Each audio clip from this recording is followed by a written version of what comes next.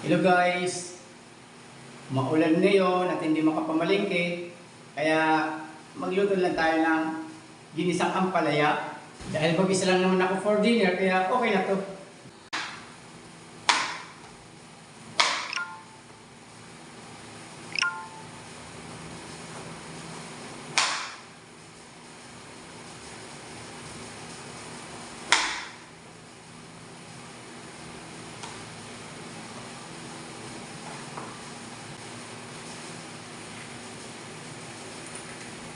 Sabi nila guys, para mabuwasan daw ang pait ng ampalaya, lagyan nyo ng asin at ibabad ng ilang minuto.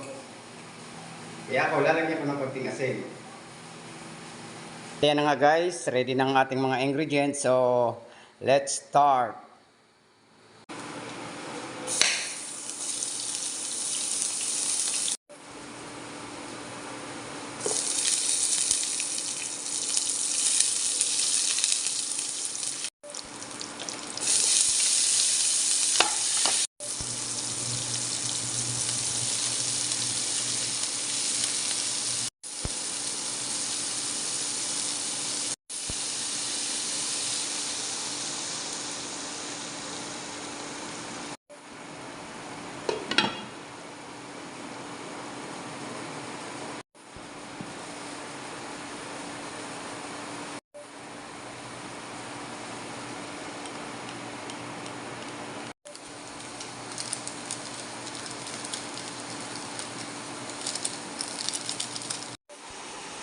Okay guys, luto na ang ating ginisang ampalaya na may itlog.